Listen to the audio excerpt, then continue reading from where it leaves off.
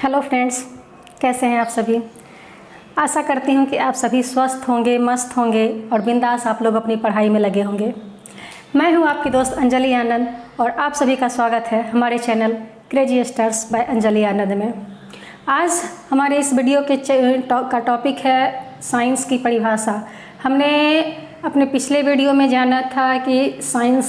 Word की उत्पत्ति कहाँ हुई, कैसे हुई, किन किन साहित्यों में या फिर किन किन विद्वानों ने इनके लिए अपना परिभाषा दिया है, अपना मंतव्य दिया है विज्ञान को जानने के लिए, विज्ञान को समझने के लिए। हमने इसके डिफिनीसन भी जाना था पिछले वीडियो में कि इसका साइंस का डिफिनीसन क्या होता है, इसका उद्देश्य क्या होता है, इसका वर्गीकरण कैसे किया जाता है। आज हम अपने आज के वीडियो में जानेंगे कि साइंस को कितने भागों में बांटा जाता है, कौन कौन से भाग ज़्यादा इम्पोर्टेंट है साइंस के। यानी कि जैसा कि मैंने पिछले वीडियो में भी बताया था और मैं आज भी बता रही हूँ कि लगभग 100 शाखाएं हैं वर्तमान समय में हमारे साइंस के, हमारे विज्ञान के। लेकिन जो इम्पोर्टेंट शाखाएं हैं उस पर मैं थोड़ा डीप में फोकस करूँगी, आज थोड़ा डीप में उस पर चर्चा करूँगी मैं। तो आज के अपने इस वीडियो में हम वही जानेंगे कि साइंस का फुल फॉर्म क्या होता है, साइंस का अध्ययन हमें क्यों करना चाहिए, इसके कौन कौन साइंस के वैज्ञानिक विधि क्या होती है और कौन कौन से इसके मूल पार्ट्स हैं, मेन पार्ट्स हैं और उसमें हमें क्या क्या जानना चाहिए। तो अपना वीडियो शुरू करने से पहले मैं अपने सारे नए दोस्तों से कहूँगी कि जो भी दोस्त मेरे नए आए हैं मेरे चैनल पे, तो वो सभी प्लीज़ मेरे चैनल को सब्सक्राइब कर लें और अगर आपको मेरा वीडियो अच्छा लगता है तो इसे लाइक, शेयर एंड कमेंट भी ज़रूर करें। तो चलिए शुरू करते हैं आज का अपना टॉपिक।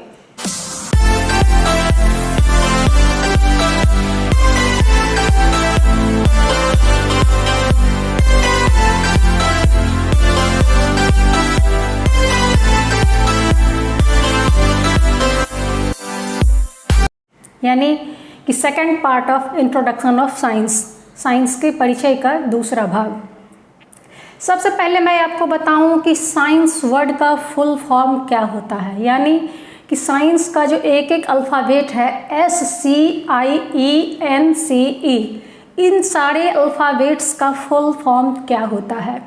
तो इसका फुल फॉर्म होता है systematic and comprehensive investigation, systematic and comprehensive investigation and exploration of nature, cause and effects. मैं फिर से रिपीट कर रही हूँ, systematic and comprehensive investigation and exploration of nature, cause and effects, ये साइंस का फुल फॉर्म होता है। और आपको तो मैं बताई थी कि विज्ञान के सरल अध्ययन करने के लिए, विज्ञान को चित्र से समझने के लिए हमारे बुद्धिजीवियों ने, हमारे साइंटिस्टों ने इसे 100 पार्ट्स में क्लासिफाई किया है, 100 भागों में इसे बांटा है, इसकी शाखाओं को विभाजित किया है। और वर्तमान युग की अगर बात कर ली जाए तो भौतिक विज्ञान, रसायन विज्ञान, जीव विज्ञान, इन सब का विशेष तौर पर सामान्य अध्ययन किया जाता है। और सबसे बड़ी बात होती है कि आज के हम अपने वीडियो में पॉइंट बाय पॉइंट जानेंगे कि किस सब्जेक्ट में हमें क्या जानना पड़ता है। सबसे पहले मैं बात करती हूँ भौतिक विज्ञान की। यानी कि भौतिक विज्ञान में पदार्थ, प्रकाश, ऊर्जा, बल, इन जैसे महत्वपूर्ण विषयों का अध्ययन किया जाता है। यानी कि हमारी दैनिक दिनचर्या के जो सुविधा के सारे साधन हैं, यानी कि जितनी भी सुविधाओं के साधन हैं हमारे रोज़मर्रा की ज़िंदगी में, हमारी दैनिक दिनचर्या में, हमारे दैनिक जीवन में, वो सभी की सभी चीज़ें भौतिक विज्ञान का ही गिफ्ट है हमारे लिए, भौतिक विज्ञान का ही उपहार है। अब बात कर ली जाए कि कौन कौन से टॉपिक्स हमारे केमिस्ट्री यानी कि रसायन विज्ञान से रिलेट करते हैं। तो रसायन विज्ञान कह लिया जाए कि यह विज्ञान का वैसा रूप है जो कि पूर्ण रूप से प्रयोगों और सिद्धांतों पर आधारित है। यानी कि केमिस्ट्री यानी कि रसायन विज्ञान में हमें ज़्यादा से ज़्यादा एक्सपेरिमेंट्स करने होते हैं और इन पर ही ये सारा इसका पार्ट डिपेंड करता है, केमिस्ट्री डिपेंड करता है। इसमें कण, आयन, अणु, परमाणु, नए पदार्थों की खोज, उनकी अंतःक्रिया, उनका गुण, धर्म, दोष, इन सारी चीज़ों का प्रयोग करके हम जानते हैं केमिस्ट्री यानी कि रसायन विज्ञान में। फिर बारी आती है जीव विज्ञान की। तो जीव विज्ञान में वैसी वस्तुओं का अध्ययन किया जाता है, यानी कि जीव जंतुओं और पेड़ पौधों के जीवन का अध्ययन ही जीव विज्ञान या फिर बायोलॉजी कहलाता है। यानी कि विज्ञान की जिस शाखा में हम जीव जंतुओं का अध्ययन करते हैं, पेड़ पौधों और वनस्पतियों का अध्ययन करते हैं, उन्हें जानते हैं, समझते हैं, वो जो है वो हमारा बायोलॉजी है, हमारा जीव विज्ञान है। इसमें हम मनुष्यों की और पेड़ पौधों की कोशिका, उत्तक, रुधिर, पाचन, श्वसन, हृदय, मस्तिष्क की संरचना और उसकी कार्य प्रणाली, साथ ही साथ विभिन्न रोगों और उनके उपचार, इन सारे विषयों का अध्ययन करते हैं हम जीव विज्ञान यानी कि बायोलॉजी में। और अब अगर बात कर ली जाए, जैसा कि मैंने भी बताया ही था आपको कि विज्ञान की वैज्ञानिक विधि, साइंस के वैज्ञानिक विधि, साइंटिफिक रूल क्या है, इसका इन्वेस्टिगेटिंग पार्ट क्या है।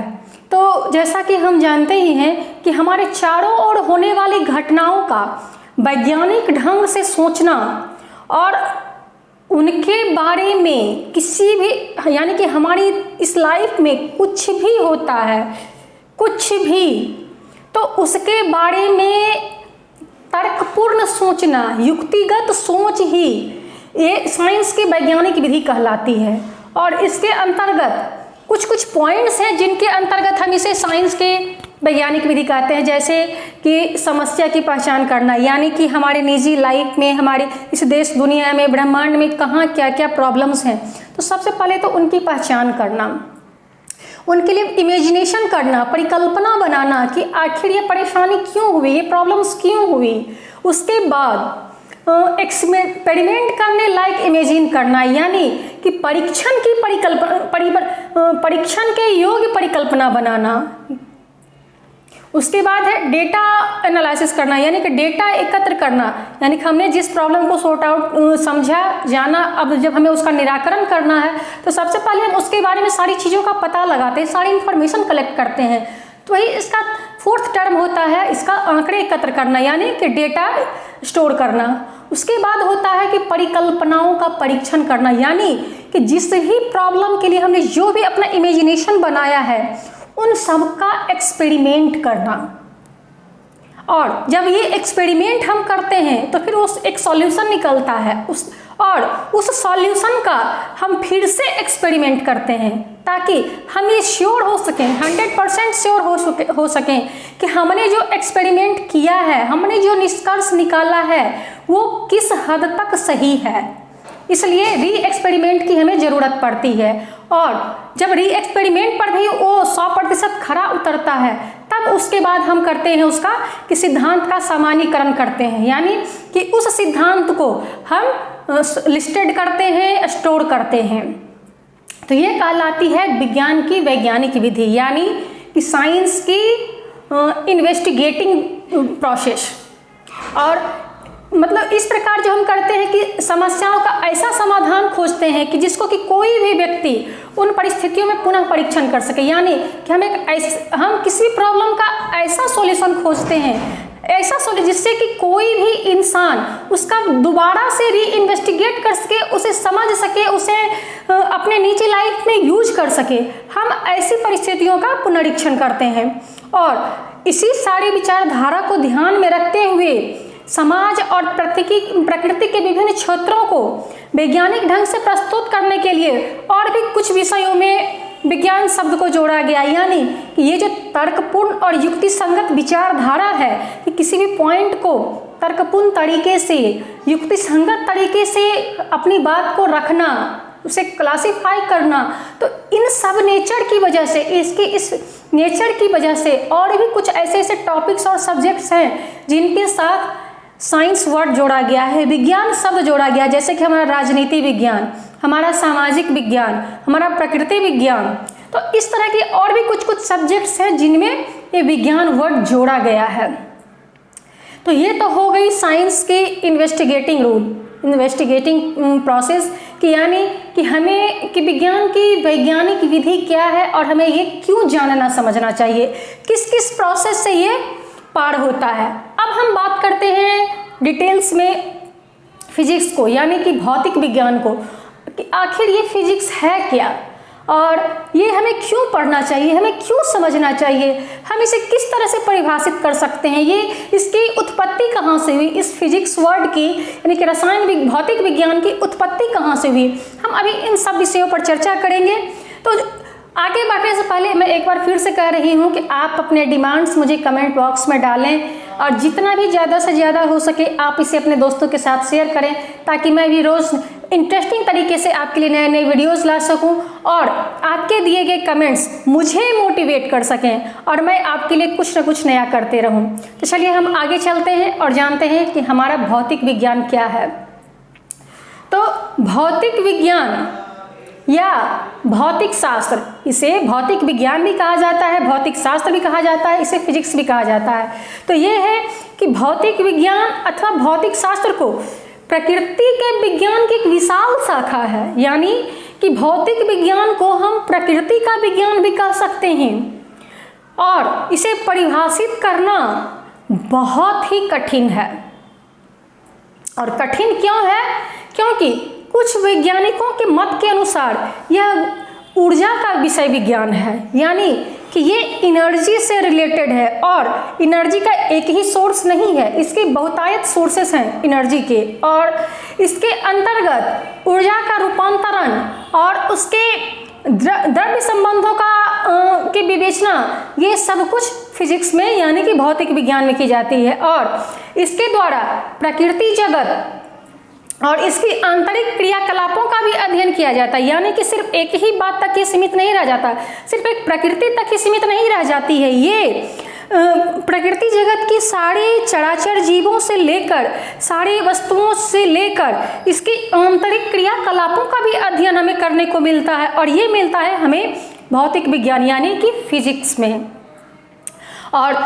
इसके एग्जाम्पल के लिए जैसे मैं बताऊं कि काल, स्थान, प्रकाश, गति, उष्मा, विद्युत, द्रव्य, प्रकाश गति, ध्वनि गति, ये सब ऐसे बहुत सारे विषय हैं जो कि फिजिक्स के अंतर्गत आते हैं और हमें इन सब को डिटेल्स में जानना और समझना पड़ता है।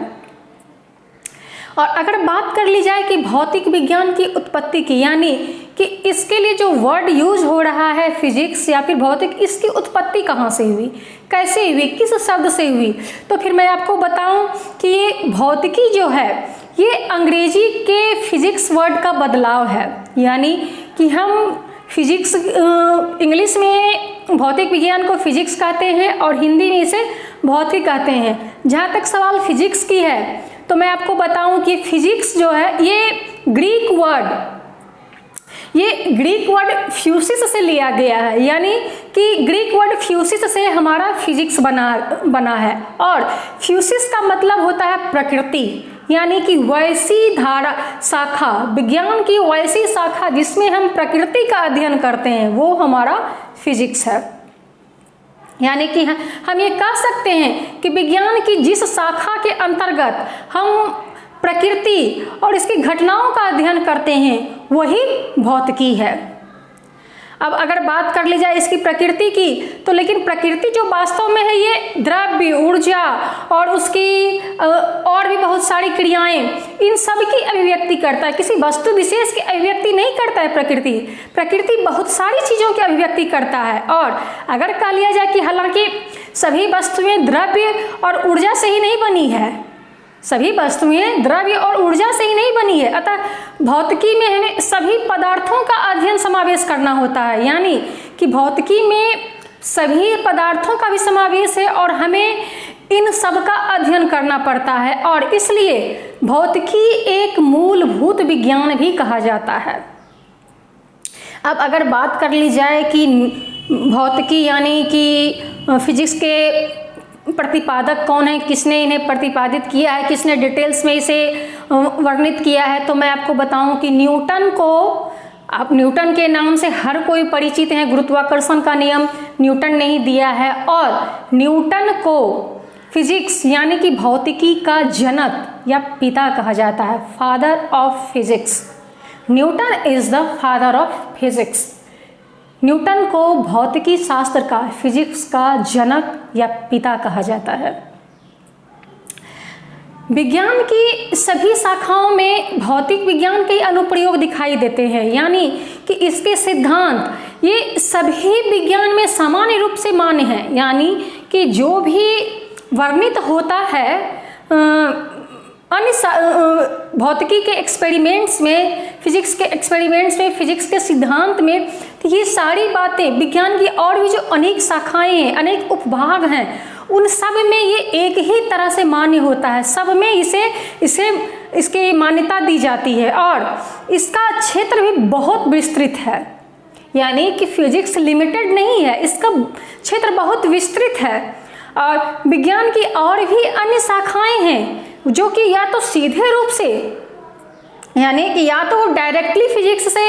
रिलेटेड हैं, या फिर उनके तथ्य या फिर उनके मूल सिद्धांत ये कहीं ना कहीं फिजिक्स से ही जुड़े रहते हैं। और अगर बात कर ली जाए कि फिजिक्स के उपभाग की, तो मैं आपको बताऊं कि फिजिक्स को भी हमारे विद्वानों ने, हमारे साइंटिस्टों ने दो भाग में बांटा है फिजिक्स को। एक तो पहला होता है चिरसम्मत भौतिकी, चिरसम्मत भौतिकी, और इसे हम क्लासिकल फिजिक्स भी कहते हैं। और दूसरा होता है आधुनिक भौतिकी, यानी कि मॉडर्न फिजिक्स। और अगर अब बात कर ली जाए कि चिरसम्मत फिजिक्स भौतिकी या क्लासिकल फिजिक्स या फिर चिरसम्मत भौतिकी किसे कहा जाता है, तो 19वीं शताब्दी तक की भौतिकी को, यानी कि 19वीं शताब्दी तक जितने भी फिजिक्स से रिलेटेड टॉपिक्स थे, जितने भी एक्सपेरिमेंट्स थे, वो सभी चिरसम्मत भौतिकी यानी कि क्लासिकल फिजिक्स में कहे जाते हैं। और उसकी अगर बात कर ली जाए कि उसमें कौन कौन से टॉपिक्स थे 19वीं शताब्दी के चिरसम्मत भौतिकी में, यानी क्लासिकल फिजिक्स में कौन कौन से टॉपिक्स थे, तो अगर मैं उनकी बात करूं तो उसमें यांत्रिकी, विद्युत चुंबकत्व, प्रकाशिकी, ऊष्मा एवं ऊष्मागतिकी, ध्वनि, तरंग गति, ये सब कुछ जो है ये उस समय की, यानी कि 19वीं शताब्दी तक की चिरसम्मत भौतिकी यानी कि क्लासिकल फिजिक्स के टॉपिक्स थे। अब हम बात करते हैं मॉडर्न फिजिक्स की, यानी कि आधुनिक भौतिकी की, यानी कि आधुनिक भौतिकी क्या है और इसके अंदर कौन कौन सी उपशाखाएं आती हैं। तो मैं आपको बताऊं कि 19वीं शताब्दी के बाद, यानी कि 20वीं शताब्दी से लेकर अभी तक हम जिस भी फिजिक्स को पढ़ रहे हैं, 20वीं शताब्दी के शुरुआत से लेकर हम अभी तक जिस भी फिजिक्स यानी कि भौतिकी शास्त्र को, भौतिकी विज्ञान को पढ़ रहे हैं, वो हमारा मॉडर्न फिजिक्स है, यानी कि वो हमारा आधुनिक भौतिकी है। और अगर बात कर ली जाए इसके अंतर्गत आने वाली उपशाखाओं की, तो इसमें आता है हमारा परमाणु भौतिकी, क्वांटम भौतिकी, मध्याकार भौतिकी, नाभिकीय भौतिकी, अपेक्षिकता का सिद्धांत, और विश्व विज्ञान और अंतरिक्ष अन्वेषण, यानी कि ये सब कुछ अभी हमारे प्रेजेंट के फिजिक्स का पार्ट है और अभी हमें इन सारी चीज़ों को ही इसमें पढ़ना पड़ता है। तो ये तो हो गया हमारा फिजिक्स यानी कि भौतिक विज्ञान। हम अपने अगले वीडियो में जानेंगे इसी तरह से डिटेल्स में कि केमिस्ट्री यानी कि रसायन विज्ञान किसे कहते हैं, बायोलॉजी यानी कि जीव विज्ञान किसे कहते हैं, इन दोनों की परिभाषाएं, इन दोनों को प्रतिपादित करने वाले वैज्ञानिक और साथ ही साथ इनके उपभागों के पर भी हम विस्तृत चर्चा करेंगे। और तब तक के लिए मैं एक बार फिर से कहूँगी कि आप सबसे ये मेरा हार्टली रिक्वेस्ट है कि आप सभी लोग, जो लोग भी मेरे वीडियो को देख रहे हैं और जिन्होंने अभी तक मेरे चैनल को सब्सक्राइब नहीं किया है, वो लोग मेरे चैनल को सब्सक्राइब कर लें और नोटिफिकेशन बेल को भी प्रेस कर लें, ताकि जैसे ही मैं कोई वीडियो अपलोड करूं तो मेरा वो वीडियो आप तक पहुंचे और आप मेरे इस वीडियो का लाभ उठा पाएँ और अपनी तैयारी अच्छी तरह से आप अपने सिविल सर्विसेज एग्जाम्स की तैयारी कर सकें। तब तक के लिए जय हिंद।